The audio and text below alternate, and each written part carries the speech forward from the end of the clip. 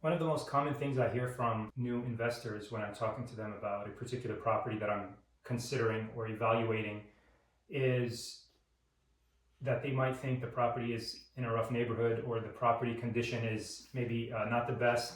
One of the common things that I hear is, why don't you look in, they'll name some city, Wesley Chapel. Why don't you look in Wesley Chapel? There's a new area.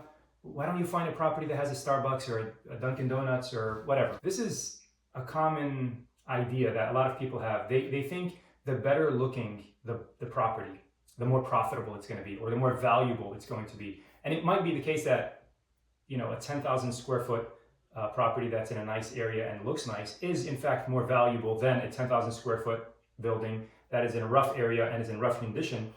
But is it more valuable to you? In other words, are you going to be able to make more money in this newer property?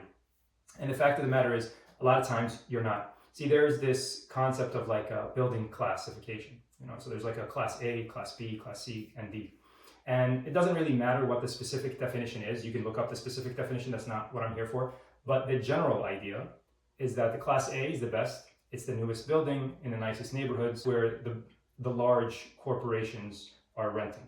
And then the class D, which is basically the worst, it's in the roughest neighborhood. The buildings might be 40, 50 years old. They might have a lot of deferred maintenance, meaning the roof is in bad condition, parking lot is all tore up, there's crime going on.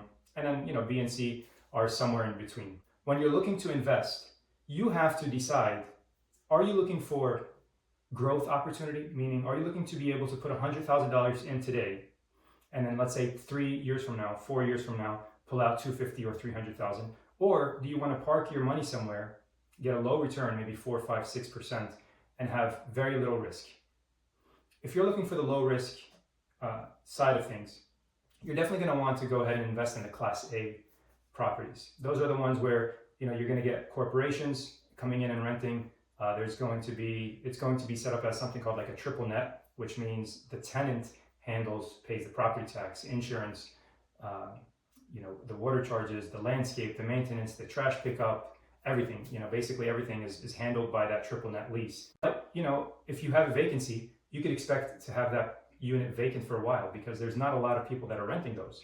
And it's usually like I said, corporations move kind of slowly, and they're quite picky. If they move out, let's say you have a Starbucks.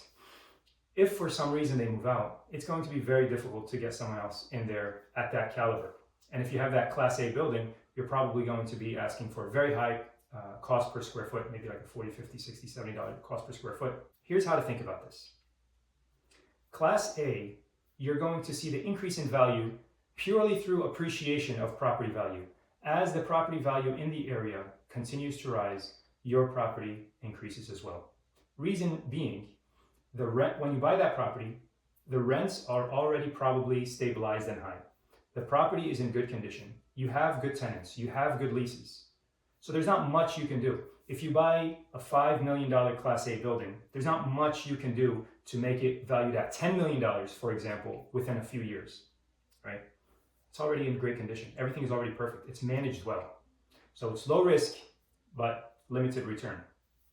On the other hand, if you find a property that isn't being managed well, the tenants aren't paying market rent, the building isn't in good physical condition, you can go in, improve the physical condition of the building, get some tenants that are going to actually pay market rent, and then you could turn that $5 million to a $10 million building within 3 or 4 years, maybe less, maybe a little bit more. So it's all about what is it that you're looking for. A lot of people are looking for that stabilized income, and they're going to lean towards that. It's probably safe to say, if you're starting out, you're probably not going to be going to that stabilized property. You're probably going to be looking for the properties where you can do like value add, stabilize the leases, stabilize the property, increase the security within your premises, and that will increase the value significantly. And the added benefit is if that area gets gentrified, for example, or the entire area starts becoming upgraded, let's say, you get the added benefit. So you have the benefit of what you're controlling and the benefit of the property itself becoming more valuable because the entire neighborhood, let's say, is more valuable. And the way I look at it, I mean, you could put your money in stocks, right? You could put your money in an index fund, a low risk index fund, and it's totally out of your control what happens to the value of that index fund or that stock. If you want to be in control, or if you don't want to strictly depend on luck for what happens, of course, I take back the word luck. Of course, it's all qadr. But at the same time, what do we know? We know we have to do what we can, and then the rest is tawakkul, trusting in God. But what can we do? We can take the steps that's going to make these properties more valuable. You actually clean up the property for the neighborhood. You make it safer.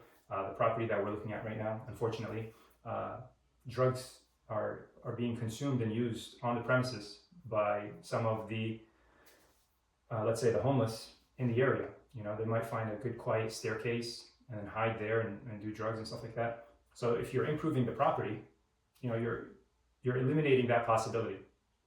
Of course, you're not solving the problem because they're just going to move somewhere else, but that's besides the point. The point is that particular piece of land, you're making it better. And by making that better, you're making that neighborhood just a little bit better. And that's where the value comes in. That's where the effort that you put in increases the property value. Does that make sense? I think it makes sense. Next time I show you a property, don't say, yeah, what about Wesley Chapel? What about Odessa? Yeah, Odessa is really beautiful. Yeah, Odessa is beautiful, but you're not going to make the returns in Odessa. Okay? You're going to purely be dependent on increase in value to all of the properties.